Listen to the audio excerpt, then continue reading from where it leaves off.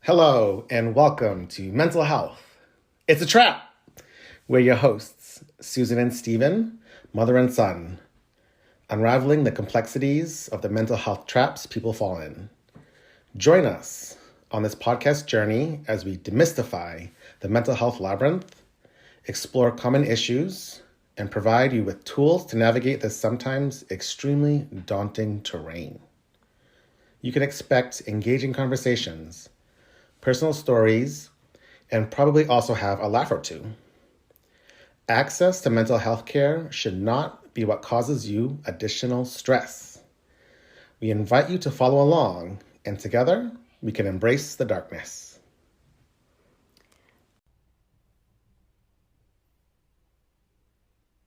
Welcome back. Today we will be exploring the stages of change.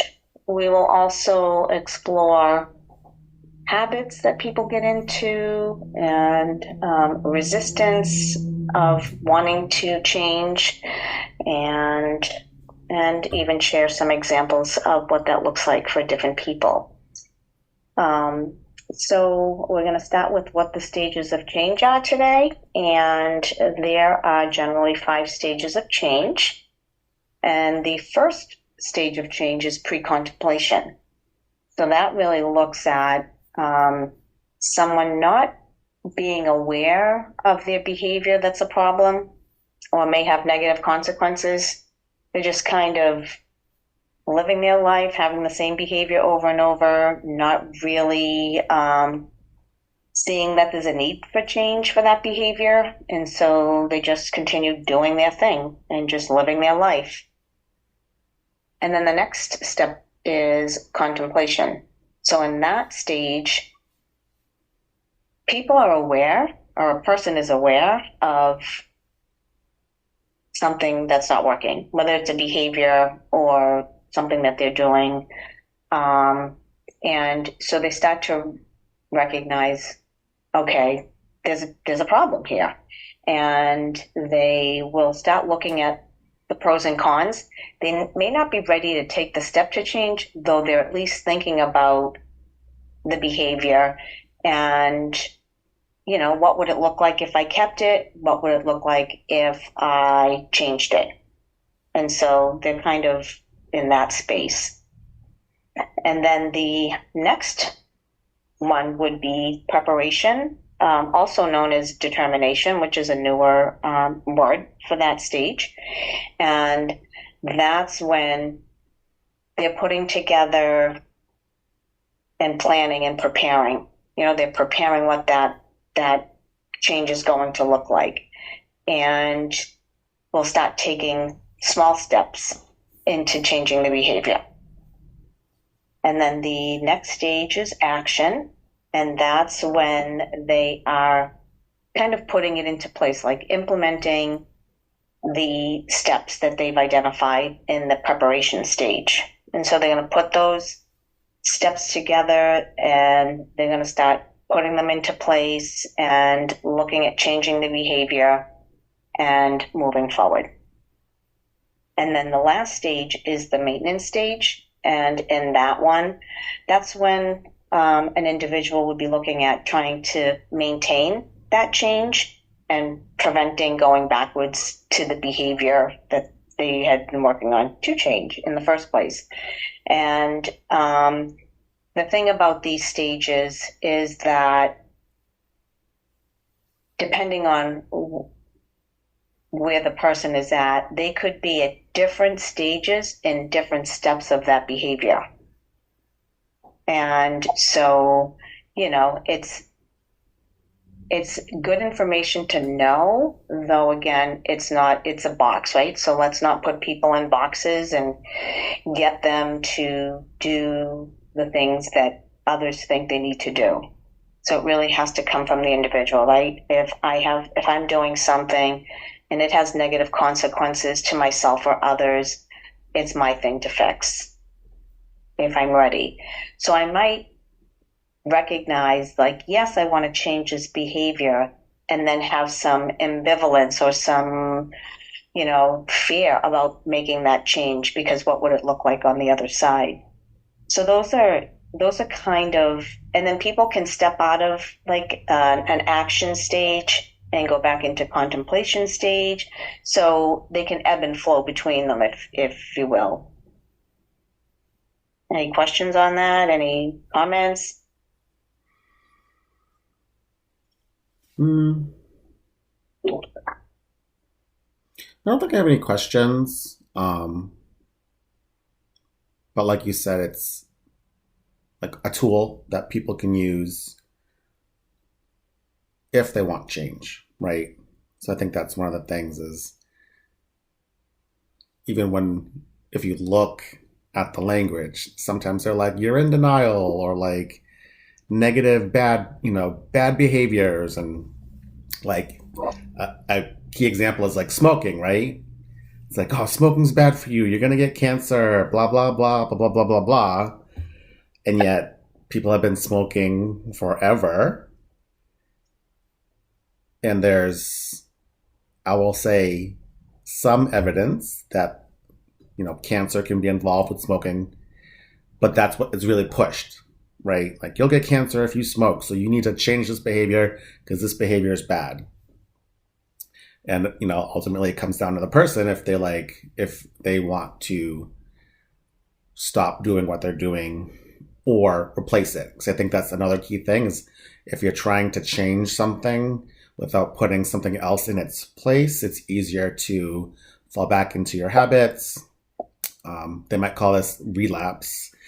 And yet, it's hard to say that it's necessarily a bad thing because I think there are different things when you look at it, right? So some statistics say if people stop smoking and they can do it for a year, that they still have a 43% chance of relapsing and smoking again.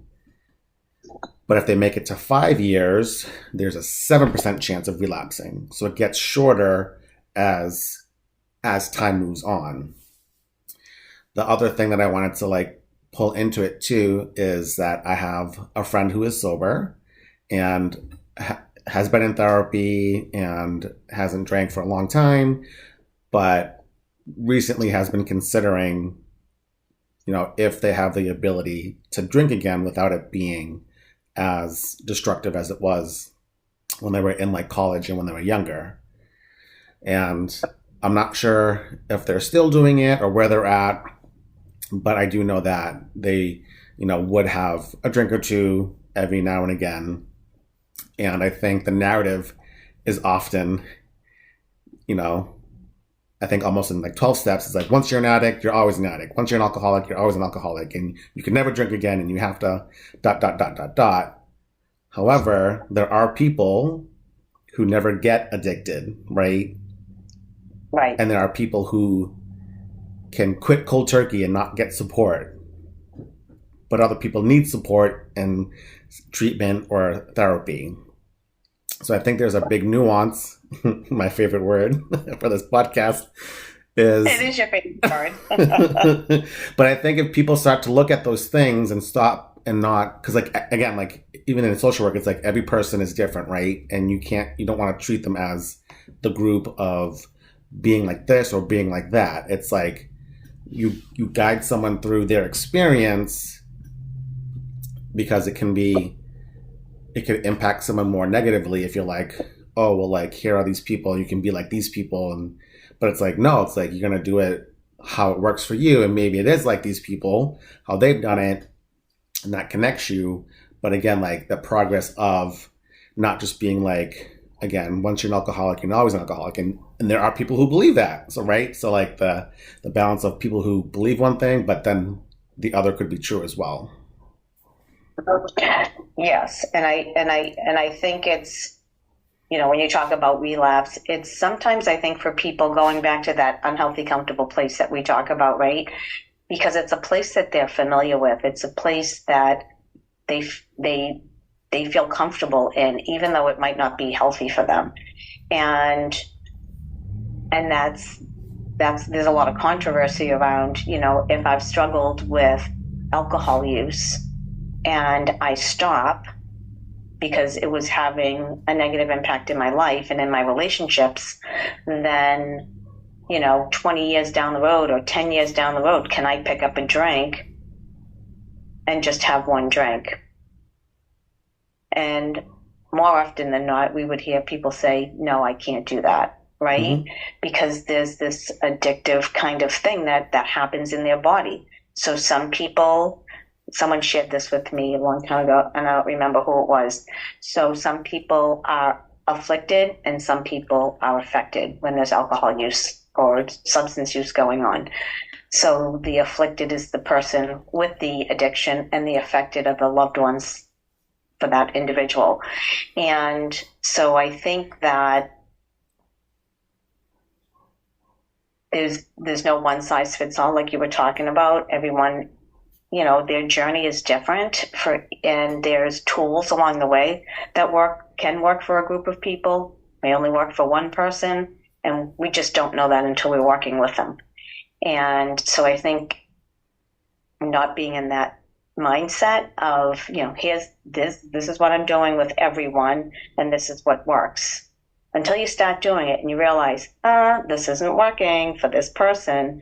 So I think it's helpful to just be open-minded when we're working with people. And I hear what you're saying about the whole drinking thing. I was working with a patient who was struggling with alcohol use disorder. And the first time I met with this patient, I said, you're an adult. It's your choice if you want to drink or not. And how is it impacting your life? Do you feel like it's impacting your life in any way? And again, I think it's the individual's responsibility to come to that place personally. Mm-hmm. That's just been experience. I'm not going to sit there and say to someone, well, you have a problem with drugs, or you have a problem with alcohol or smoking or whatever other behavior that's not working well for someone. And it's interesting because that patient said to me, you were the first person that didn't judge me for my drinking. And it is a problem for me. And so it just allowed us to have a conversation about what does your drinking look like for you? Where is it impacting your life? Where do you want to make change, right? So we talk about motivational interviewing in therapy. And so it's asking those open-ended questions to allow the person to be a part of the steps moving forward, or the decision making. After all, it's their life, right? And so I think it's not judging, right? Because that's one of the biggest things that a lot of people face in society, whether it's in a medical model setting, a mental health setting, an emergency room. There is a lot of stigma around substance use. And I think it's really important for us to separate the behaviors from the person. Mm-hmm. And remember that even with the addiction happening or the substance use, there is an individual, there's a human being who is struggling for whatever reason, whether there's a trauma history or, they tried it once and got hooked on it. I think everyone has their own story. And just treating people with kindness, because it's a struggle when when you have addictive behaviors, whether it's gambling, sex addiction, drugs, alcohol. I mean, they can, everything's olic, right? So anything with an olic can be an addiction. Workaholic, alcoholic, and things like that. So yeah, it's a tough world out there. And so, the stages of change can be helpful in at least kind of seeing where that individual might be and where they are comfortable in starting to even have a conversation about what they're struggling with. Mm-hmm. Yeah, I think, again, it's a good tool. Like, again, if someone is looking for something to help them with change, right? So I think another way to look at, like, pre-contemplation is really like where you are now, right? And that's it. Just where are you now? What are you doing? What are your habits? And I think when you get to the preparation and the planning stage, that's more where of you need to look at what you want changed, how you're going to change it, and also preparing for any like roadblocks or challenges, because I think relapse or falling back are just things that happen, and sometimes it's not the best because sometimes when people like relapse or they fall down, they stay down and they give up. Right. And the flip side is looking at it of not being perfect and being like, there's a possibility that I could hit a roadblock. But then again, that's what the preparing part is for, is like, if these are the things that are triggers or things that I might need to avoid now to help with the change. Because sometimes there are things in our lives that we can't necessarily change. We don't have control of everything outside of ourselves. So if it's like people or times or dates or smells or whatever it could be, those are things that could, trigger you back into like old habits or, hanging around with the same people. Or because I think a big thing that people can quote unquote fail, like if it's with like addictions, it's often because they are, back in with the same people, and it's hard to create change if you're in part if your environment's the same. And then the flip side is also like the mindset part is like, what you wouldn't tell someone, like, duh, stop hanging out with those people, because if you hang out with them, but then if you do that, it also leads into resistance. So if you like, people don't like to be told what to do. They don't like being told no. Another thing to look at is like dentists too. Like when they're like, do you floss your teeth? Like they will always ask you that question. And for me, I always say yes, even though sometimes no, but they can tell because they're the ones cleaning your teeth. So they know. But it's like, I hate when you ask me, like, Right. There's that resistance because it's coming. Right. And still allowing people, right? So there's that piece of, if I'm honest, will I be reprimanded?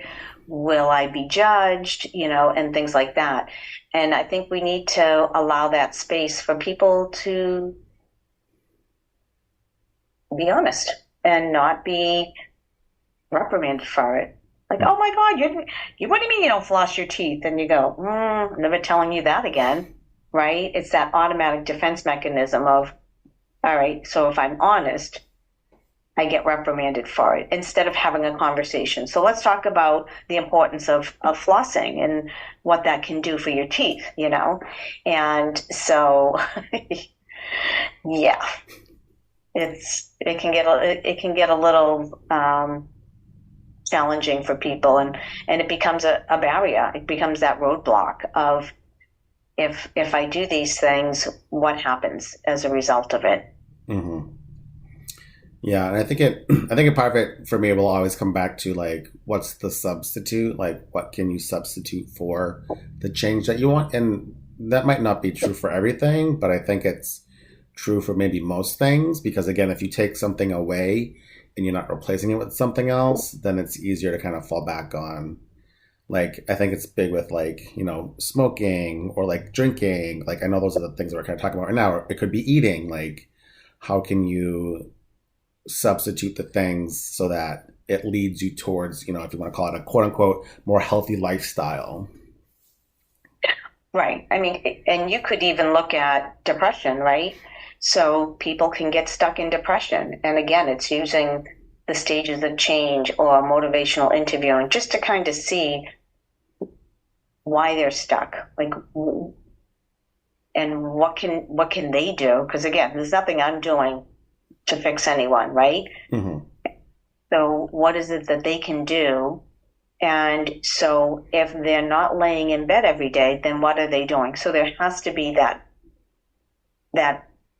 not necessarily replacement. What is that action that I can do so I'm not feeling more isolated or living in my bed. It might be that, and I actually did this with a client back in the day who was extremely depressed. This wasn't even a client I was going to talk about. It leads right into it. So I worked with this client who had significant depression, and laid in bed most of the day, every day. Mm. Wasn't able to go to work, and all of that because of the mental health symptoms being so severe. And we started with small steps. We talked about what are the benefits of you staying in bed, and the client was able to identify, I'm isolated, I'm not talking to anyone, I'm not eating well, I'm not taking care of myself and showering, those kinds of things. And I said, okay. So we literally, and I'm talking baby steps, not even small steps. We went to baby steps. And I would say, I need you to get out of bed every morning at the same time for the next 2 weeks. That's it. Do you think you can do that? Sure, I'll try it. Okay. Then what do you want me to do? I said, go back to bed for the rest of the day. And in 2 weeks, when I would see the client again, it was get out of bed and make your bed. And the client said, and then what? I said, then go back to bed for the rest of the day. And they were like literally those small steps every few weeks. And then the client came in one day and said, I got up out of bed, I made my bed, and I didn't get back in bed all day. I did my dishes and I watched TV. So again, it was that if I'm not going to be laying in the bed, then what am I doing? So creating that, what am I doing? I didn't have to create that. The client was able to do that on their own. Yeah. They lived in their home, so they know what needs to be done in their own home.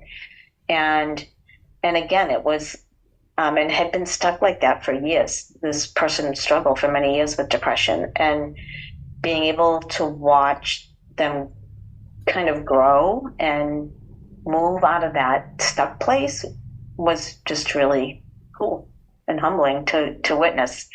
And again, it's so it doesn't have to be substance use. When we talk about stages of change, it can be anything in our life that we want to make a change to. Some people are in unhealthy relationships or abusive relationships with domestic violence going on. It's using those stages of change too. And it's a whole different set, right? Because of safety and all of those other things. So we have to always be aware of what's sitting in front of me, and how do we do this, like together as a support system, and the person doing the action, which would be the client. Yeah, I think that's a big thing, because I think whether we acknowledge it or not, like change happens like daily, even if we stay the same, if that makes sense, right?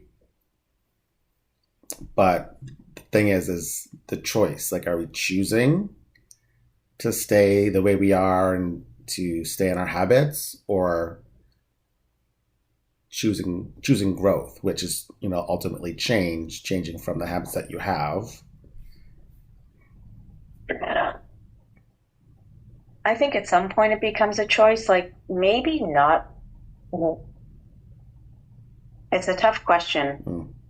And I know in working in grief groups and being in those groups, and I remember sharing a song from from an individual who had lost a child, and I played the song, and it was a hopeful song, and the group, one of the members in the group was upset and didn't like the word hope. How can we have hope when my child died? And I said to this individual, if someone talks about your child, or someone shares a memory about your child that you've never known, how does that make you feel? And she said, it's a gift. And I get so excited when other people talk about my child or share a memory. And it feels like, my child still lives on through other stories. And I said, and what do you think that's called? And I got really quiet. And she just looked at me, and it took her a minute or two. And she said, hope. And I said, yeah, it's, it becomes a choice at some point. We can choose to stay stuck in the grief or the behavior or the addiction. I'm not saying it's a choice that people don't choose to use drugs. People don't choose to drink. I believe that. And I know there's a lot of controversy around that. I'm just saying what my belief is. I don't know anyone that would choose to live like that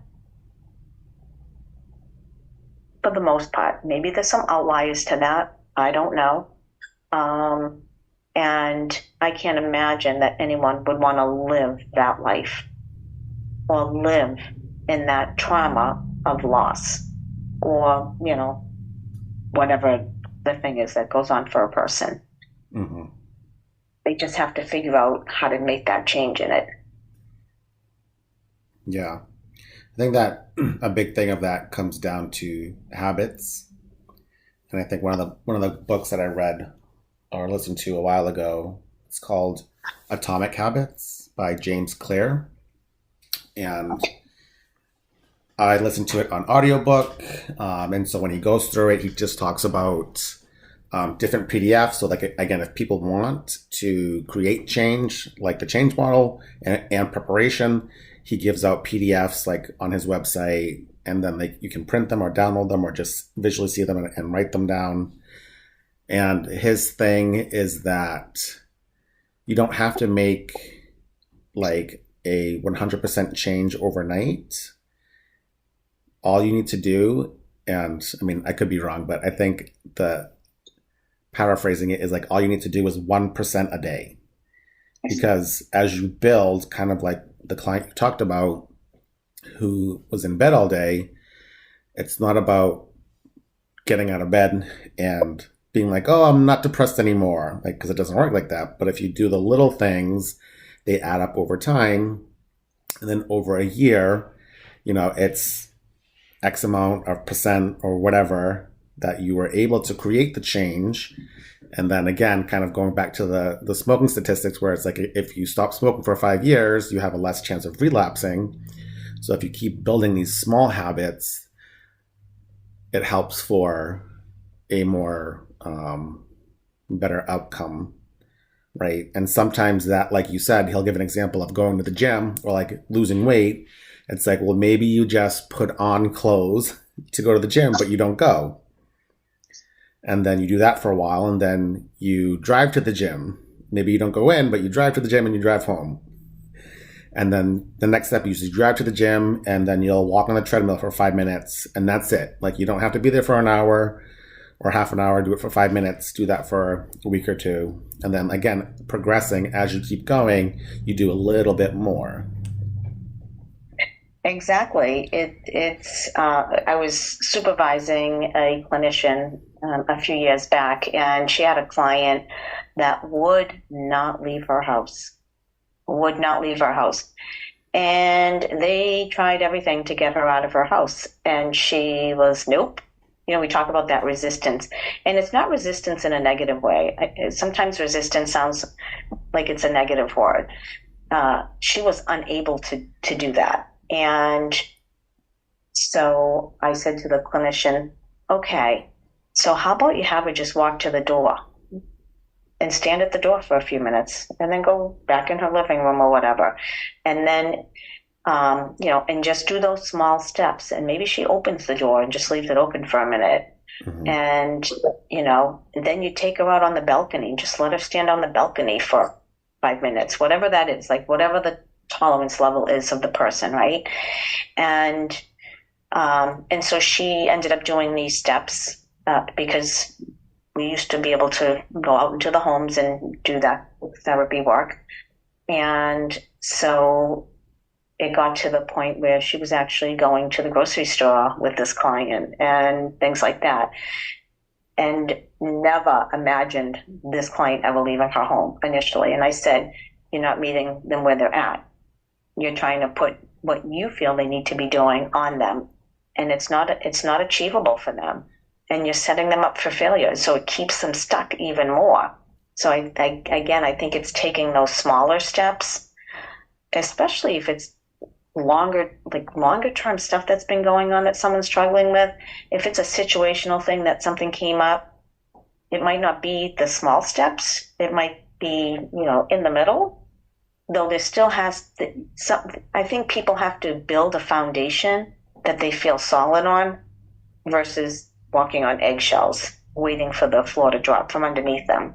Mm-hmm. And I think it's important for us to give them that space and that autonomy to be able to make decisions that work for them.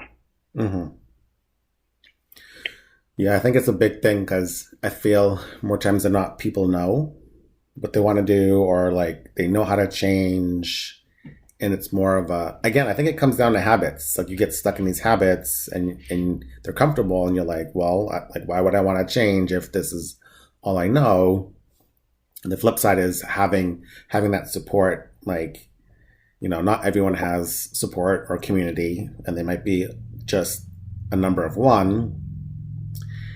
And, just having one person be there with them and doing the little changes. I think there's a nuance. And when change happens, because sometimes again, like when you think about like therapy, it's like, oh, you don't have like an agenda for someone to change or to heal. But I think there's still at some level, like there is, because if someone comes in and they don't know what to do at all, you still have to figure out ways of getting them to kind of think about it. And sometimes you do provide some guidance, but not fully, right? Oh, I call it planting seeds. I plant a lot of seeds because I have learned in my work that it doesn't really matter what. Now, I might have what will work for that person in my head, though sometimes I have to work with them to get them there. Mm. That it's their realization, right? That they understand it, because they might not understand it. So if I give it to them right away, they're like, nope, I am not doing that, right? And so it's all about preparing and figuring out that path, right? So if there's no action, there is no change. There has to be some action in order for change to occur, right? Mm-hmm. And so if I'm not doing anything, then everything stays the same. And so for people who are struggling, they kind of get stuck in those places. They create those habits because that's what they know, right? And so it's like, and I'd say, so how are those habits working for you? Well, they're really not. Oh, they're not. How are they not working? And again, it's that conversation of, and then they go, oh, I guess they're really not working. All right, what can we do about that, right? Now I can come in and say, all right, so here are some things. What do you think about these things? Again, I'm not giving it to them and saying, this is what you have to do. And I tend to frame things as adventures, because I've noticed when I have said homework with people, I get dirty looks. I've had expressive language at me sometimes, which I think is hysterical.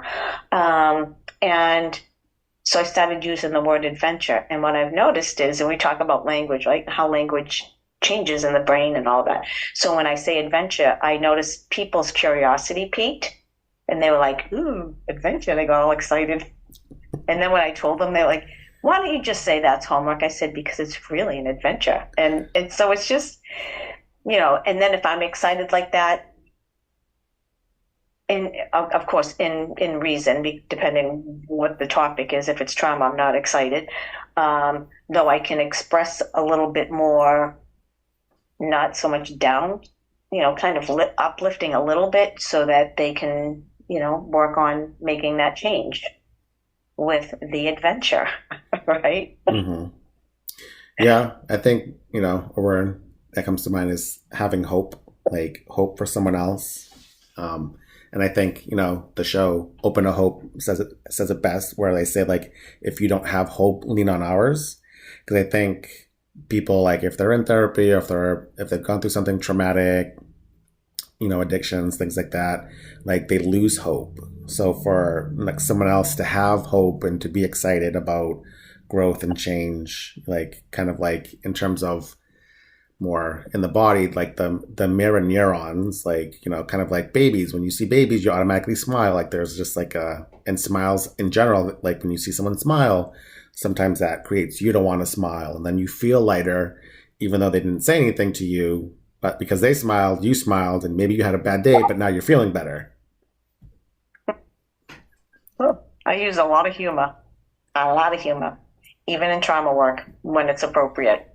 And the last place that I worked, one of the supervisors said, "What the heck goes on in your office? You sound like you're having a party in there with your clients." And I go, laughter is it's great medicine. And we are so stressed in life, and there's a lot of hard things in life and traumas and bad things that happen, that we forget how to laugh, we forget how to smile. And it is so empowering to be able to do that, right? It changes the endorphins in the body and the brain. And like you said, people feel lighter. And I do that now with my patients. I use humor, and, we'll be walking down the hall laughing, and I'd walk back and the provider would be saying to me, "So what's going on in your office?" So, it's still happening even in now I'm in a medical facility. And I don't know, I think it helps me too. It releases some of that heaviness in the room, right? And it doesn't have to be, there's been full out hysterically laughing at times. That's not generally how it goes, though that has happened on more than one occasion. It's just a laugh or a giggle, and you can just see the relief in people when they're laughing or they're smiling. It's just, let's get rid of some of that negative stuff that we're holding on to. Mm-hmm. Yeah, when you say that, it just makes me think of, like, somatics or somatic work. It's like it's in the body, and, like, when you feel a certain way, right, and there's energy between two people. They say this too, like, they say when someone walks in a room, there's like two options. They can light up the room, or, like, people gravitate to them because of their energy and it's exciting, or it's like happy and it's like light. Or the opposite can happen. Someone could walk in the room and it can just, everyone's quiet, and you can, what is it? Cut the tension with a butter knife, like, and it's just, and again, it's two different people, right? But that's two different energies as well. But it's like how like our bodies are, like, exchanging energy. And again, the change, like, if someone comes in and they're, like, sad, depressed, or just, like, all their trauma is weighing them physically down, helping them to realize, like, there is a change, and how, like, in certain times things can change quickly, like our moods, and how that can, like, make things feel lighter and easier to kind of, process or talk about things. Yeah. Yep. The mysteries of life, so they call it. Well, we definitely hope you got some value, some tidbits on this episode. If there's anything that you're trying to change, please, drop a comment. If you have any questions, let us know, and we will see you next time. Take care.